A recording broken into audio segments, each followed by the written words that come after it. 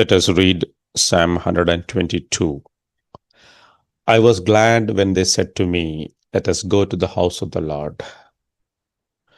Our feet have been standing within your gates, O Jerusalem.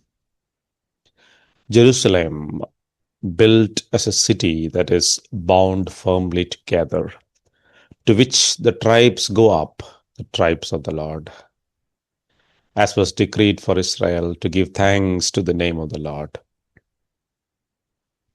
The thrones for judgment were set, the thrones of the house of David. Pray for the peace of Jerusalem. May they be secure who love you. Peace be within your walls and security within your towers. For my brothers and companions' sake, I will say, peace be within you. For the sake of the house of the Lord our God, I will seek your good. A traveler who, after years of wandering across continents, finally reached the gates of his childhood town. The moment he saw the familiar rooftops and the ancient walls, his heart surged with a joy he could not explain. It wasn't simply the beauty of the place nor the memories it held, but the sense of belonging, of standing once again where he knew he was meant to be. He later wrote in his journal, "There are some places the soul recognizes before the mind fully understands. Some gates you cross and instantly feel at home." That sentiment mirrors the heartbeat of Psalm 122.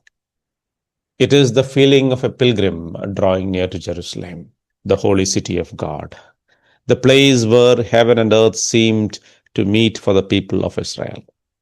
And it is also the feeling David describes when he burst out in joy. I was glad when they said to me, "Let us go to the house of the Lord." His joy was not merely about traveling or tradition. It was a joy of drawing near to the dwelling place of God. This is the third of the songs of ascents, but the first written by David. Interestingly, David wrote this long before the temple was built. The magnificent house of God that Solomon would construct existed only as a promise and a blueprint in David's mind. Yet, his longing for God's presence was as real as if the temple already stood.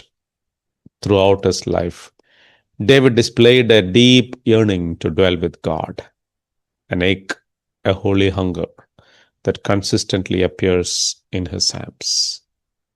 In Psalm 27:4, he writes, "One thing have I asked of the Lord, that I may dwell in the house of the Lord all the days of my life."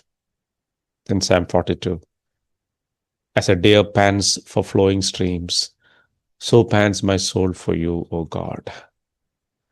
And in Psalm 16:11, he says, "In your presence there is fullness of joy. At your right hand are pleasures forevermore."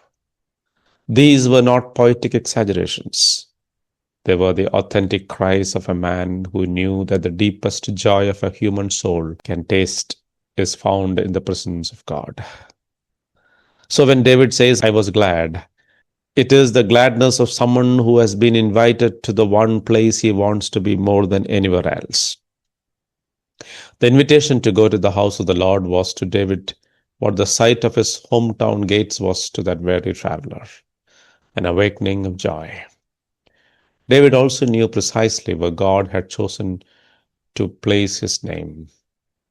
Long before David penned this psalm, God had already appointed Mount Moriah as the location of his temple. It was the place where Abraham climbed to lay his son Isaac on the altar, a place of surrender and costly obedience. It was a place where God stopped the plague that had ravaged Israel after David's own sin of pride. Mount Moriah, the center of Jerusalem, was a place heavy with divine intention. So when the pilgrims sang, "Our feet are standing within your gates, O Jerusalem," they were standing in a place layered with sacred history. Jerusalem, whose very name carries the idea of peace, was God's chosen dwelling place. David had conquered it from the Jebusites and established it as the center of worship and the seat of his kingdom. Looking at the city, David rejoiced that it was bound firmly together, not merely architecturally strong, but spiritually unified.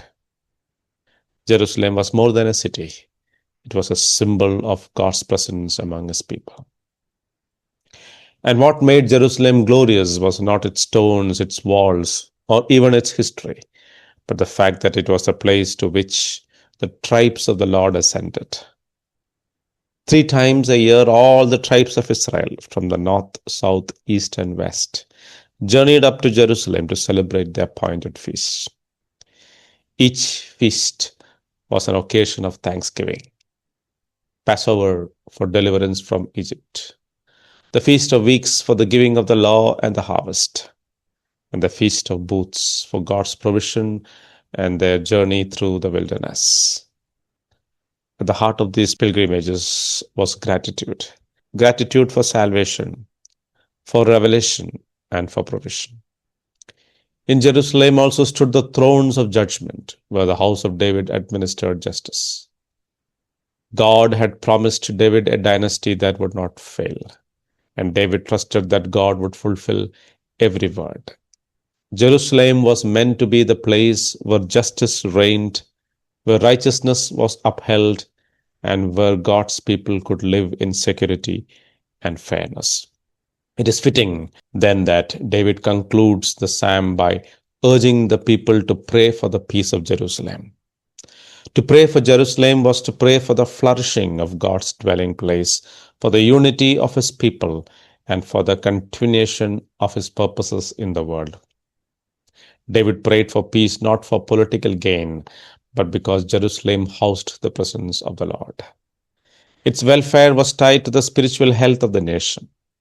Yet, despite all its privilege and divine purpose, Jerusalem would one day reject the God who loved it. Jesus, standing on a hill overlooking the city, wept and cried out, "O Jerusalem, Jerusalem, how often would I have gathered your children together as a hen gathers her brood under her wings, and you were not willing." The city that once echoed with the songs of joyful pilgrims became the city that rejected its Messiah. The tragedy of Jerusalem reminds us that it is possible to live near holy things and still remain far from God, like the older brother in the parable of the prodigal son, who lived in his father's house but never understood his father's heart. Israel lived in the holy city, yet failed to embrace the God who dwelt there. Psalm 122 ultimately points us beyond the earthly Jerusalem to the new Jerusalem of Revelation, a city where God himself will dwell with his people forever.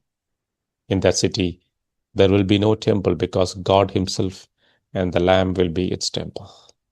It will shine with the glory of God, free from sorrow, sin, and death. The pilgrim journey of Psalm 22 is in many ways our own journey toward that eternal city, the place where joy will be full and peace will be unbroken. Until then, we are called to live as people who long for God's presence, just as David did. We may not ascend to a physical temple, but through Christ, the presence of God is accessible to us wherever we are. Yet, the joy of dwelling with God still requires trust, obedience, and a heart that seeks him above all else. We must be careful not to resemble the Israelites who remained stubborn despite God's warnings. The invitation to joy is open, but it must be embraced.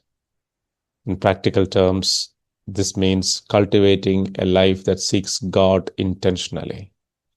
It means setting aside time to dwell in his presence, to meditate on his word, and to worship him with gladness. It means valuing the fellowship of God's people, just as the tribes valued their journey together to Jerusalem. It means praying for the peace and flourishing of the church, God's dwelling place today. And above all, it means living each day with the anticipation that we are pilgrims heading toward a city whose builder and maker is God. Let Jerusalem, God's presence, be our chief joy. May we say with David, I was glad when they said unto me, let us go to the house of the Lord. And may that gladness shape the way we live, worship, and hope until the day we stand within the gates of the New Jerusalem, where joy will finally be complete. God bless.